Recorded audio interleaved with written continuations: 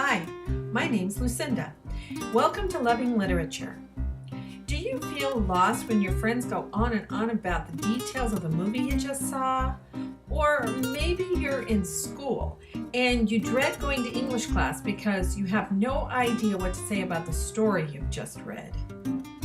If either of those situations sound familiar, this video series could be for you. In this series, I'll give reading tips for textbooks and stories, their structure, elements, and genres, so that you'll have something to add to the discussions. If you love literature, I hope you'll join us too, because sharing ideas about the stories we love can be fun. This is episode 6 of Loving Literature. In previous episodes, I've talked about plot and character, two of the elements of story. Today, I'm going to talk about setting and language. One of the most important things a writer can do is to help the reader or the audience become immersed in the world of the story. The way they do that is to create the setting. This is done in different ways depending on the form the story is taking. We need to be able to see on the stage or screen or in our mind's eye what the environment looks like. We need to see what the characters are wearing, and to complete our belief in this new world, we need to hear them speak new and different ways. If the writer is successful, we are transported to a different world than the one in which we live, and sometimes we don't even notice how these elements help us enjoy the story. Now, there is something that I haven't mentioned in the previous episodes, but it's an important component of storytelling. The audience participates in this creation of the new world by doing something called suspension of disbelief. That's a fancy way of saying that when we watch or read a story, we choose to become a member of the world that the author has created. It's kind of a strange situation because on the one hand, we know that this is a new world and it's not real, but we become part of it for a little while and hopefully we learn something new along the way. If you go away from the story thinking or talking about it long after the last page or scene is over, then the author has done a good job of drawing you into her or his world. Let's talk a little bit more about setting. It has 3 different components: the environment or the place the story is taking place, the costumes, and the makeup.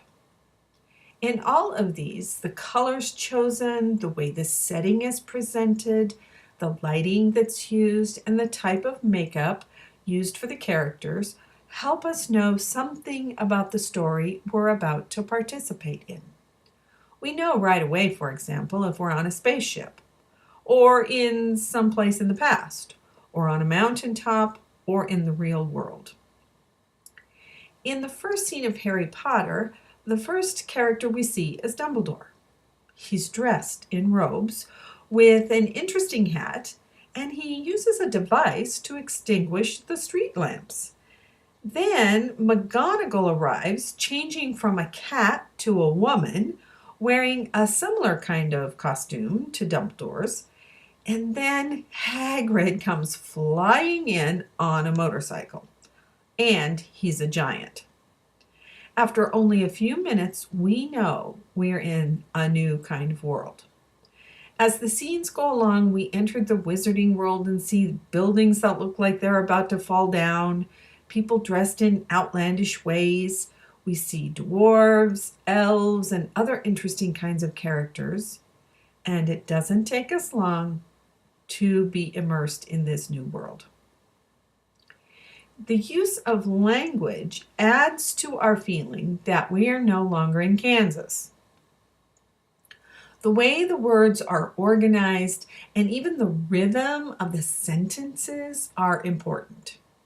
Shakespeare's a very good example of this. Now, I know some of you are rolling your eyes because the language of Shakespeare is difficult to understand. But during his time period, most playwrights didn't use the regular, everyday language in their plays. They wrote in poetry or some other style that was more fancy.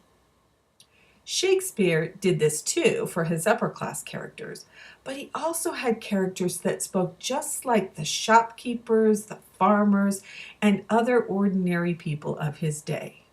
That's partly why his plays were so popular with all different levels of society.